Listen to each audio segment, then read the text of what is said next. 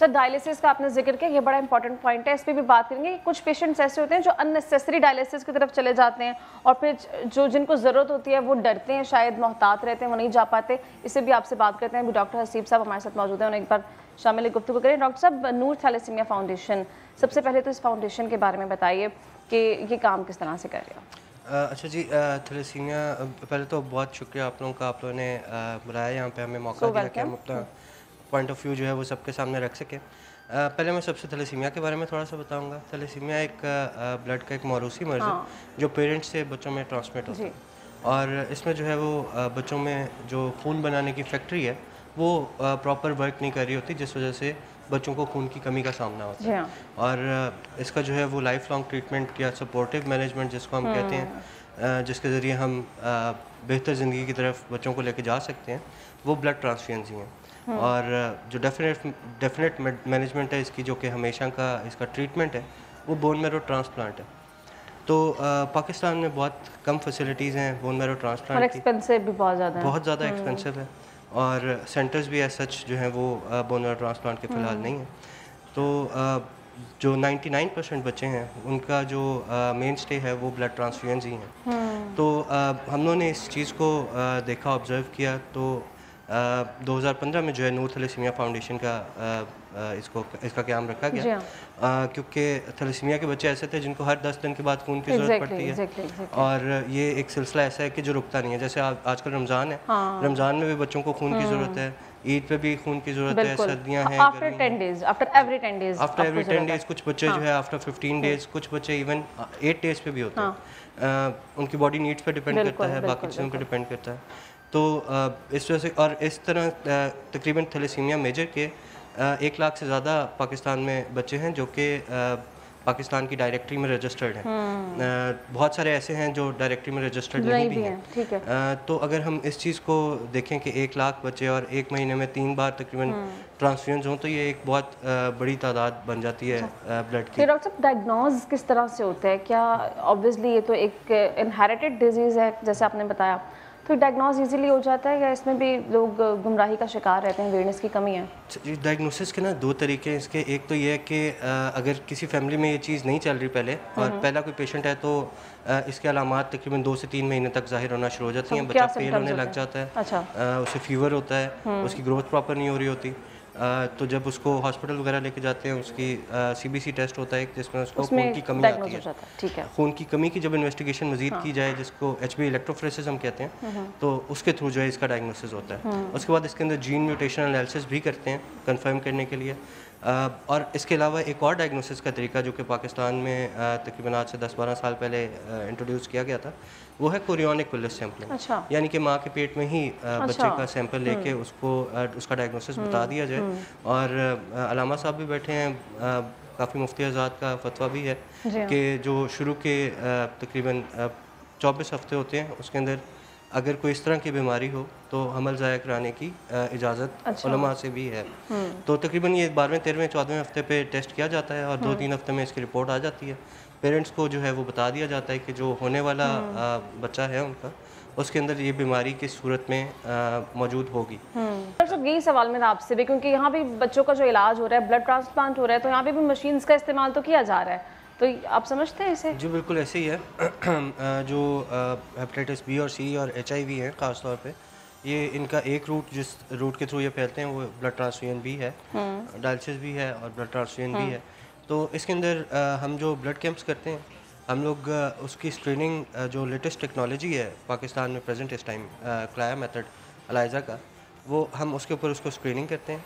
और जो भी हमारे क्लियर बैग होते हैं स्क्रीनिंग करके, उसके बाद उन्हें जो है वो स्टोर करके और फिर जैसे जैसे बच्चे आते हैं उनको ट्रांसफ्यूजन की लेकिन कुछ ऐसी जगह भी हैं, ऑर्गेनाइजेशन है, जहाँ पे इन प्रोटोकॉल्स का ख्याल नहीं रखा जाता। डू यू थिंक ऐसा है कि जो ख़ास तौर पे पेरिफेरीज है लाहौर के, मेरे ख्याल में वहाँ पे शायद जो लेटेस्ट टेक्नोलॉजी है वो उस तरह से रेडीली अवेलेबल नहीं है, और उनकी जो सेंसिटिविटी और स्पेसिफिसिटी है मशीन्स की, वो इतनी हाई नहीं है कि वो इंक्यूबेशन पीरियड में एक फैक्टर हो सकता है ना। जी बिल्कुल। अलामा साहब ने पहले बात की थी ना, अलामा साहब ने किसी चीज़ का भी इस्तेमाल जो है वो डिपेंड करता है कि वो किस तरफ लेके जाता है। तो अगर आप SOPs को फॉलो कर रहे हैं ना, इनके सेटअप में, हमारे सेटअप में, SOPs अगर फॉलो तो हो रहे वो हैं बच तो सकते there is हैं no आप। chance। ठीक है, ठीक है। अच्छा डॉक्टर साहब, मुझे ये बताइएगा कि थैलेसीमिया, मुझे लगता है, मुझे ऐसा लगता है, आप मुझे तस्वीर भी कीजिएगा कि ये अवेयरनेस की कमी की वजह से बीमारी फैलती है। वो जो कपल, जो शादीशुदा नया कपल है, उसकी अवेयरनेस के लिए, आगही के लिए उन्हें बताया नहीं जाता, और टेस्ट का अभी तक हमारे यहाँ कोई ऐसा निज़ाम राइज नहीं हुआ है कि वो जाके पहले उसके बाद, तो क्या समझते हैं इस हवाले से भी काम हो रहा है? जी बिल्कुल ऐसी है। नूर थैलेसीमिया फाउंडेशन जब बनी थी उस टाइम तो मोटिव नंबर 1 पे यही था कि जितने बच्चे थैलेसीमिया के हैं इनको ट्रांसफ्यूजन की जाए। लेकिन जैसे जैसे हमने डिग डाउन किया इसके अंदर और बच्चे आए, हमें फैमिलीज़ की स्टोरीज़ पता लगी, तो फिर हम लोगों ने अपना एक और जो मोटिव ऐड किया उसमें, वो हमने ऐड किया थैलेसीमिया फ्री पाकिस्तान का। हमारा अब एक मोटिव जो है वो हमारा एक मेजर मोटिव ये है कि हमें पाकिस्तान को थैलेसीमिया फ्री करना है। इसकी एक बहुत बड़ी वजह जो है वो ये है कि थैलेसीमिया के असल में 2 टाइप्स होती हैं। एक को हम थैलेसीमिया माइनर कहते हैं और एक को थैलेसीमिया मेजर कहते हैं। जो थैलेसीमिया माइनर है वो उसके अंदर कोई सिम्टम्स नहीं होते। बंदा जो है वो नॉर्मली अपनी ज़िंदगी गुजारता है, वो एक जस्ट कैरियर होता है, एसिम्प्टोमेटिक कैरियर होता है, लेकिन उसे पता नहीं होता सारी ज़िंदगी को उसे वो इस चीज़ का कैरियर है। जो थैलेसीमिया मेजर है वो असल में सिम्प्टोमेटिक पेशेंट होता है और उसी को ब्लड ट्रांसफ्यूजन भी होती हैं। तो जो शादीशुदा जोड़े होते हैं उनको उस टाइम पे पता नहीं होता, अगर उनकी फैमिली में ये नहीं रन कर रहा तो उन्हें उस टाइम नहीं पता। टेस्ट करवाना जरूरी है, आप टेस्ट अच्छा, कजन्स मैरिज का भी एक फैक्टर लोग समझते हैं कि जरूरी है। बिल्कुल। जब एक बार किसी फैमिली में ये चीज़ आ गई तो उसके बाद डेफिनेटली वो फैमिली के बाकी लोगों में भी वो आके कैरी करेगा। इसका डेफिनेटली एक ही हल है कि शादी से पहले थैलेसीमिया का टेस्ट कराया जाए, HB इलेक्ट्रोफोरेसिस कराया जाए और कजन मैरिजेस को डिस्करेज किया जाए। ठीक है मलिक साहब, आपको भी शामिल है, गुफ्तगू करेंगे। यही पॉइंट सबसे पहले मैं आपसे बात करना चाहूँगी। सबसे बड़ी लड़ाई जो है वो ये है, जो यूज़र है सोशल मीडिया का, वो ये कहता है कि बेजा बैरियर्स लगाए हुए हैं, ठीक है, और फिर रियासत का हमारा ये कहना है कि प्रोपेगेंडा के तहत झूठी खबरें, मिस इन्फॉर्मेशन, डिस इन्फॉर्मेशन का फैलाव तेज होता जा रहा है, इसलिए ये ज़रूरी है। तो फेक न्यूज़ है, ये मिस इन्फॉर्मेशन है, ये डिस इन्फॉर्मेशन है, इस बात का तयन कौन करेगा? शुक्रिया अनुजला। मैं तो समझता हूँ कि किसने बड़ी खूबसूरत बात कही है कि इंसान सारी दुनिया से झूठ बोल सकता है, अपने आप से नहीं। बिल्कुल। उसको पता होता है कि वो झूठ बोल रहा है। ये मुमकिन नहीं कि इंसान को ये ना पता कि वो गलत काम कर रहा हो और वो ये कहे जी नहीं मुझे नहीं पता था। उसको बखूबी इस बात का अंदाज़ा होता है कि वो जो काम कर रहा है, जो बात कह रहा है, वो कितनी सच्ची कितनी झूठी है। अब मामला ये है कि जब आपके ज़ाती इंटरेस्ट इतने जो है वो तजावज़ कर जाएं और आप अपनी ख्वाहिशात के इतने ताबे हो जाएं, तो फिर आपको शायद सच और झूठ की पहचान आप इसलिए नहीं करते कि आपके मुफादात एक साइड पे होते हैं। जब अपने मुफादात को आप इतना जो है सामने रख लेते हैं तो फिर आप चाहते हैं कि झूठ फैलाया जाए। और बदकिस्मती से पाकिस्तान की अगर हम बात करें तो पाकिस्तान शायद दुनिया का वाहिद खित्ता होगा, बाकी भी होंगे ऐसे, लेकिन ये शायद कहीं प्रायोरिटी के अंदर होगा कि जहाँ झूठ बोला जाता है और झूठ खरीदा जाता है। जी हाँ, बिल्कुल। झूठ खरीदने वाले हैं, झूठ सुनने वाले हैं। और जब झूठ सुनने वाले मौजूद हों तो फिर झूठ का कारोबार बड़ी तेज़ी से आगे बढ़ता है। ये जो हम बात आजकल एक बड़ा चैलेंज है हमारे यहाँ सोसाइटी के अंदर कि फेक न्यूज़ है, झूठी खबरें फैलाई जाती हैं, क्या ये सच नहीं है कि हम इसलिए इसकी आड़ में हम अपने मुफादात हासिल करना चाहते हैं? बिल्कुल ऐसे है। हम वो ज़ाती मामलात भी किसी शख्स के जिसके बारे में आपको और मुझे अल्लामा साहब इत्तफाक करेंगे कि जिसमें हमें राय देने की ज़रूरत नहीं है, जिससे सोसाइटी को कोई फ़ायदा नहीं है, जिससे कोई सोसाइटी को कोई बेहतरी के होने के इम्कान नहीं है, उसको हम फैला के हासिल क्या करते हैं? सिवाय इसके कि हम अपनी व्यूवरशिप चाहते हैं, सिवाय इसके कि हम अपने लिए पैसे कमाना चाहते हैं। देखिए जो फरमाया गया ना कि अमलों का दारोमदार नीतों पर है।